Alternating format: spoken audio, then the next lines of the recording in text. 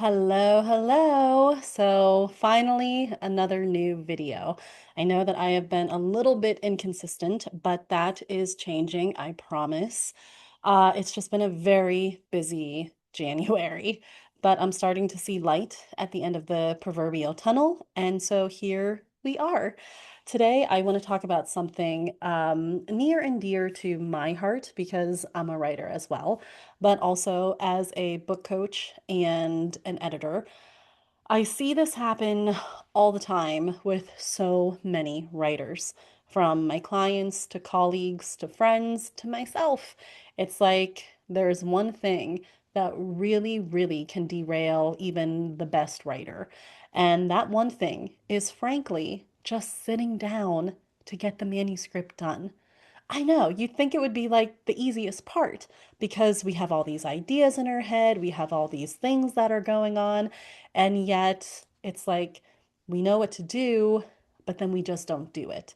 It's kind of like with my own nutrition, like I'm on a real health journey right now, and I know what to do, but it's so hard to do. And so, that aside, because the health journey is just, you know, take it day by day. But if there's one thing I know how to do, it is how to get people writing, finishing, querying, publishing their books. And so I feel very, very comfortable talking about this, especially since some of these things I really had to learn myself the hard way. So here are some things to get you from doing, I'll start tomorrow, or I'll start next week when things are less hectic, or I'll start when it feels like I have the power to start, like the brain power to start. It's just, that's how the years begin to add up, where you had an idea in 2012 and you're only getting to it now. So we don't want that. We're going to draw a line in the sand and say we're starting today. So, whatever you haven't done, or feel like you haven't done, or feel like you're just really behind with, you're actually not behind. You're not behind with anything. We have drawn a line in the sand, and that is that. And now is now. So, that's the first thing. Like when you are having trouble sitting down to write, sometimes that can really um, generate from this feeling of shame or guilt or feeling like, I've already let myself down and I don't know if I want to experience that again. So, to avoid letting myself down, I just won't do pretty much, anything. That way, I don't even have the opportunity to let myself down. And so that's why I say it's important to just say, line in the sand, that was then, today is today. And I truly do forgive what occurred. I acknowledge, and this is an important piece. And if you have a notebook and a pen and you want to just jot down your answers, or if you want to like tag me on social with some of your answers, that'd be amazing. My socials are actually, I only have one now. I'm only on Instagram, but it is in the description below. Anyway, drawing that line in the sand, but also saying like, I really do forgive it, and I acknowledge that that was then, and I was working with what I knew then, with the resources I had then, with the support that I had then, and with just like the mental space that I had then. Because I'll tell you what, the mental space I have now is nothing compared to the mental space I had, or I shouldn't say nothing compared to. Let me say the mental space I had in 2021, let's say, is nothing compared to the mental space and clarity I have in 2026. It is night and day. Back in 2021, I had said goodbye to two of my pets who are like my soulmates and meant so much to me. I had lost a very long-term job that I had for like 10 years back in 2019, and I was still kind of, I, I wouldn't say I was still reeling from it in 2021, but it was just like that happened and that happened and that happened. And so there was like just chains of stuff happening. And it was like getting hit by a car and then another one and then another one. And it's like it all backs up. So it definitely affects your ability to think and create and stay focused.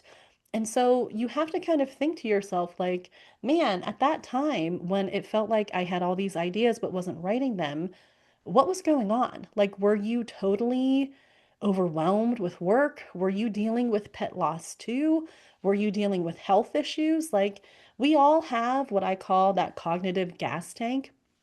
And in the morning, if we eat well, sleep well, hydrate, have, do a good nighttime, that tank should be pretty high. But if we don't sleep well the night before, if we have a lot of anxiety in the night and we're tossing and turning, and there's things still bothering us from like 3 days ago, I'm just checking out my cat.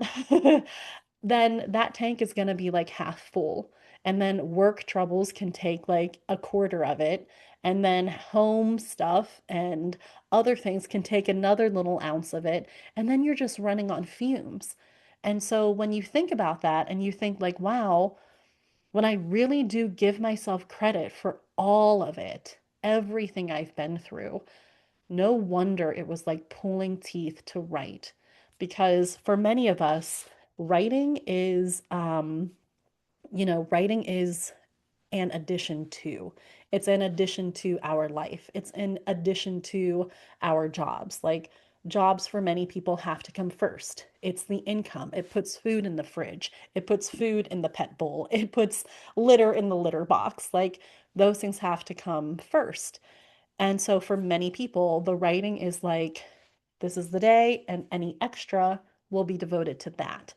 But like I said, when you really journal about it, when you really look back over the span of time that you might be feeling ashamed about or like lacking about, and you think, oh my goodness, when I really think of it, I'm shocked I got anything done, considering how low the fuel tank always was. Not just like a day it was low, but like consistently. You might have just been survival mode, running on fumes, and the day job is lucky that they got anything from you. Like, so that's the first step.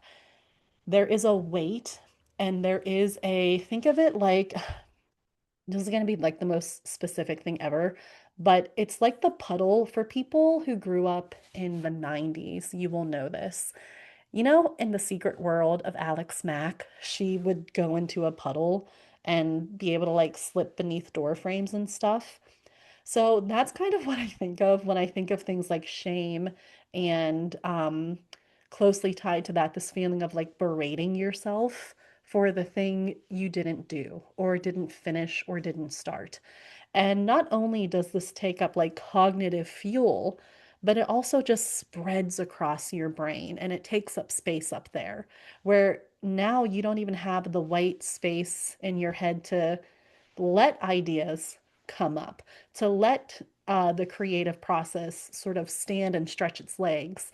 So this is something you want to put down. This feeling of, I mean, I had this idea 5 years ago and I barely even touched it. I've been dealing with the same 3 chapters since I started. You got to forgive it. You got to just say, you know what? Line in the sand. I'm good. Like I did what I could and I am good. So, okay. I'm gonna pause this for 1 second because I need to let my cat in the room because he's really like getting anxious. Hold on 1 second. Okay, I'm back. So, line in the sand. We've already determined that it is not good for you and your creative health to carry around this feeling of, I wish I would have, I should have, I'm so angry that I didn't. Like, those things are not going to help you. They are not going to empower you in the slightest. And I'm all about that. And so we have to draw that line in the sand and be like, you know what? It is January 2026. It is a fresh start. It is like, I'm not letting what happened over here be this anchor or these cement blocks on my feet any longer. Like, I need to let them go. I forgive it. I forgive myself. And I also am being really clear on that I did the best I could, like, full stop.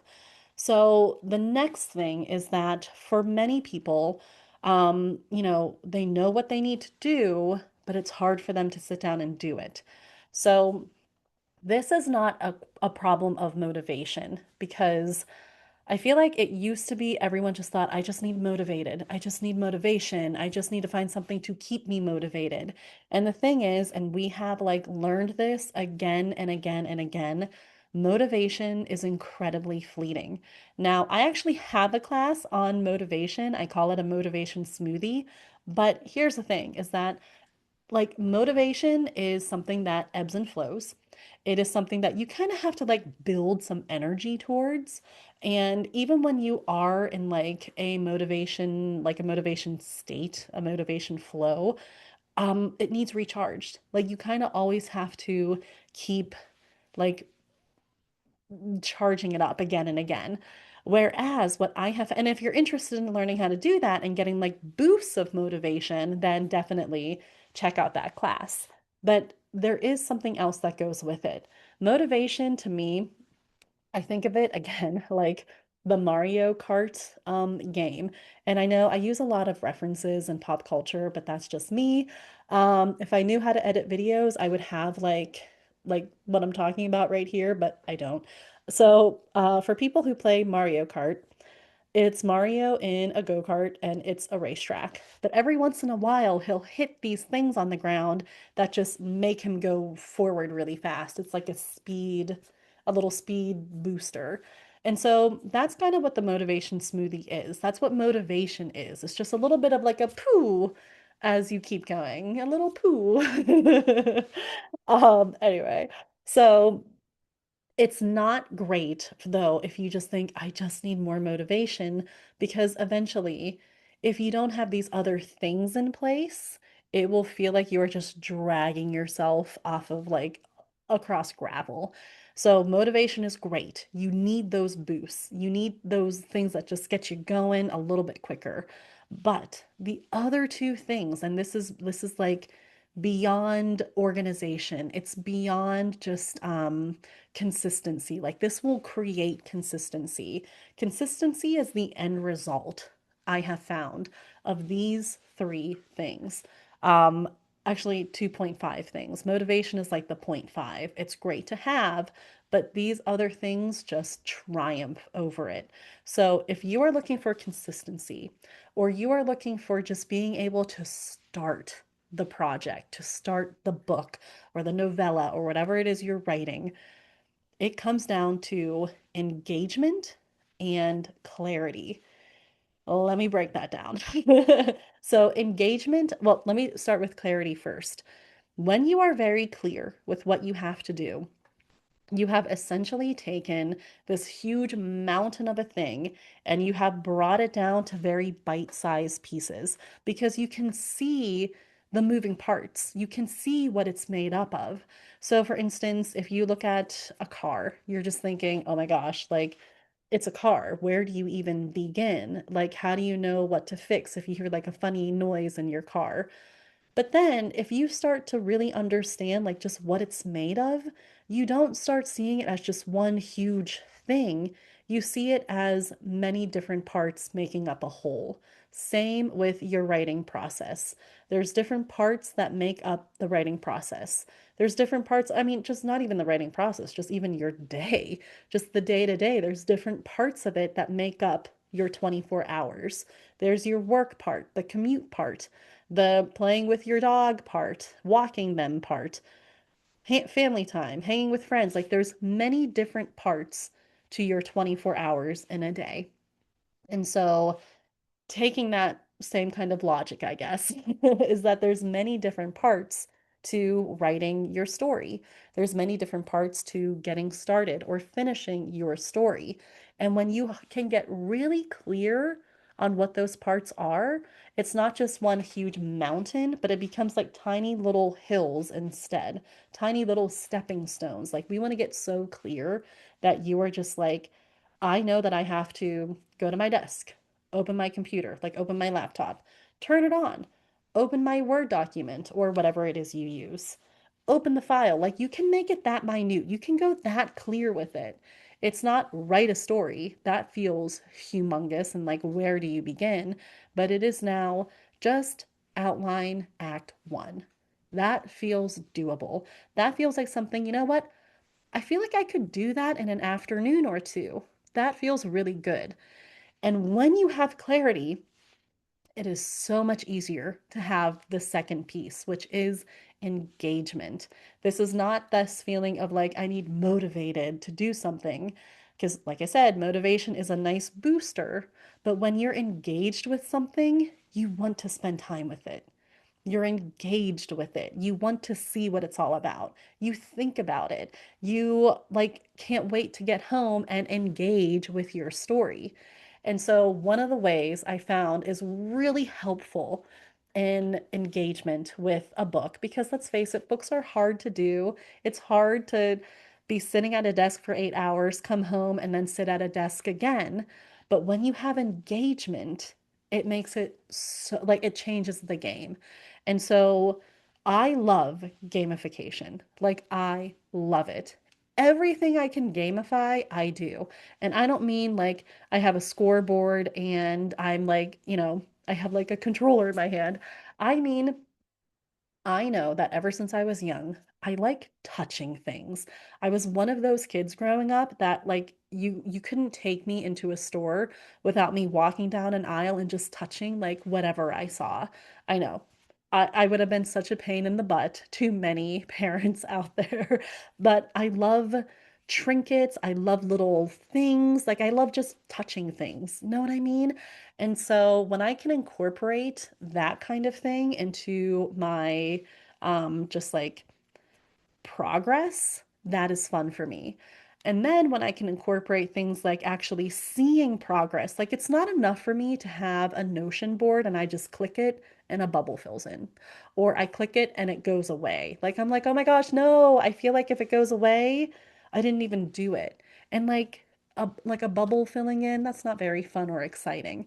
So I find ways to incorporate things that I just naturally like to do that brings me joy and then I find a way to make it a little bit of a fun challenge. I have a huge board game, where I just have different tasks. Like I have goals, and each kind of stretch of the game is a goal. And each task is me moving my piece one section at a time, like one little square at a time. And it's silly and it's fun and it lets me see my progress, like I'm staring at it now. It lets me see my progress. It lets me play with my little pieces, and it just lets me have some fun. I like engaging with my board because here's the truth. I don't always like engaging with my story because stories are hard to write. Stories require, like I said, focus, deep work. And sometimes I'm staring at this screen like, what is another word for kiss? What is another way to describe a morally gray anti-villain? Like, so sometimes you're just sitting there. Sometimes you're just trying to piece this Rubik's Cube of a story together and it can be tough. Like that, sometimes you don't want to engage with. You'd rather watch a movie. You'd rather turn on like your favorite show and comfort show and have your comfort food. But the thing that I do like engaging with is I love my big board game. I love moving my pieces again and again. And that joy begets consistency, which begets more joy, which actually then takes me to, oh my gosh, I finished what I set out to do. So, clarity and engagement. These things are going to save your day and change your life for real. So, if you are feeling like, I know what to do, I just can't get myself to do it, I know what I want to write, but I just can't get myself to my computer. I really encourage you, break down the task and get as clear on it as you can humanly be, and then find ways to engage with it. Not just the story itself, but a way you can engage with your own work and progress, a way you can engage with just like making it something interesting and delightful. Like my board game is just one thing. I have gamified so much. And in fact, if you are interested in learning how you can gamify, I actually have started something new. They're called office hours, and we can build a game for you and your tastes and for you and what you like to do. So maybe you're not like me and you don't need to have like a ton of little trinkets and knickknacks and bric-a-brac. Maybe you are a sticker girl. Maybe you like love washi tape or something. We can figure something out for you. So the link for office hours is below, and I would love to talk to you about how we can really get you engaged with your writing so you do it. Now, one other thing I want to discuss that I have found very helpful for my clients when it's like, I know what to do, I just can't get myself to do it. Here is something that is going to sound very counterintuitive, but I want you to very purposefully spend time away from your computer because for many writers, it's this feeling of I should be writing, I should be writing, I should be writing. And that takes up so much space in your brain. And it's almost like, you're using more brain power berating yourself than you would have used just writing 500 words. And we're not doing that. That like goes back to step one. But this is a different thing where it's like, it's almost like when I exercise, I'm trying to exercise every day. And I never want to. Like leading up to the actual exercise session, I'm like, I don't want to do this. But I always feel really good when I'm done. Like I'm always very grateful that I did it when it's over. And so for this part, it's like if you're already feeling resistance, you might as well not try to strangle it out and away from you and just like lean into it for a minute and just really be like, okay, why am I feeling so much resistance? Is it the wrong story? Is it just the wrong like character that I'm trying to figure out? Or maybe there's something else going on. Maybe there's this feeling of like, is it the wrong genre? Maybe you're just writing romance because you see and hear a lot of success stories when it comes to romance, but deep down, your heart is in like psychological thriller, like deep psychological thriller. And so that's why I'm like, push away, get away from the computer screen for a minute, or like just give yourself a week or 5 days or whatever it is to just be like, I'm not writing, but I'm actually purposefully working. I'm working on me and my creative process. And that, my friend, is like the whole driver of the story.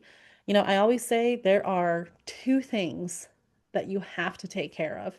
Your story, yes, you have to take care of it. You have to be able to write it, edit it, and just really let it flourish. Know how to let it bloom and flourish via edits and revision. But there's another piece you have to take care of, and that is the storyteller. And you have to make sure that she is fed and that that little flame inside is being, you know, that it's just, well, fed. The little flame inside is also being fed, and that you are able to experience life and you are able to remember why you want to do all this and why you love it so much. Like, read a few things again, because I know, for as much as like writing can sometimes take a back burner, reading can take a back burner. It's one thing when you have a commute on a trolley or a bus, but if your commute is you're the driver, it's hard to read when you're doing that. Audiobooks are a great option.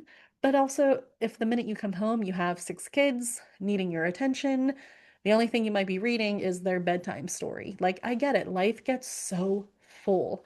But if you can take a week and just really deep dive as to what it could be that is the resistance that you're feeling. Maybe it truly is you're just working on the wrong book. Maybe it truly is that the idea you liked 10 years ago just isn't the idea you're liking right now. I actually have a thing called the Story Star, which is all about idea generation, but also picking the idea that you can write right now and stick with. That actually premieres. It might be out by now, but it should be out by the end of January. So get on my newsletter because that's when I'll announce it for sure and you won't miss it. But that's what I mean. If you can look inward and just really investigate and see what the resistance could be. This happened twice where I was working with authors. And like I said, it only happened twice in the many years I've been doing this. But after working together, they realized they were like, I don't even think I want to be a writer, at least not of novels. They were like, I have story ideas, but they just weren't feeling the novel format. One became those web things, like a web comic, where it was just pictures and the dialogue. I guess that's just like a comic. But the other one is like, I don't know if I want to do this, and I don't believe she has written since. I think she's doing some soul searching on how she wants that creativity of hers to come out, and that's okay. But that was the answer to her resistance. It wasn't that she was bad. It wasn't that she sucked. It was just there was resistance for a reason. And when she was able to just push away and quit berating herself, she was able to really listen and find out her answers. And so, like I said, push away, just let yourself have a week where you are just thinking and exploring. You're journaling, you're taking walks. I always say, like, put it below the neck because there's so much up here, there's so much noise. But when you can walk, sweat a little bit, when you can I don't know where you are in the world right now, but if you can swim, you're letting your body give you some signals. You're not so up here, but now you're listening to your stomach. You're noticing when your shoulders rise up and clench versus when they relax. You're letting the wisdom of your body speak up, and that is uh vital and irreplaceable. But also, like I said, sometimes if you need someone to bounce ideas off of, we all have our civilian friends and family, and we love them, but there is nothing quite like having the ability to bounce ideas off of other writers, especially because we writers are I, you know, we're an interesting group, and I say that with a lot of love. But we writers, like, there's a lot going on up here. And so if you have that ability and you have a writers group and some writer friends, bounce things off each other. And if you want to bounce ideas off of me, definitely check out those office hours. So anyway, to wrap this up, if you are feeling like, I know what to do, but I never do it, I know the book I want to write, but I just don't write it.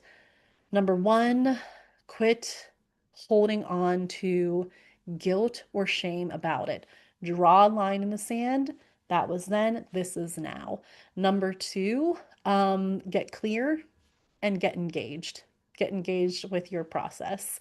These two things, like motivation is great. You can get my motivation smoothie, but clarity and engagement are going to take you so far. Like, I cannot tell you how much fun I am having with my big board game over there. It's great. I want to play with the board game every day, like literally every day.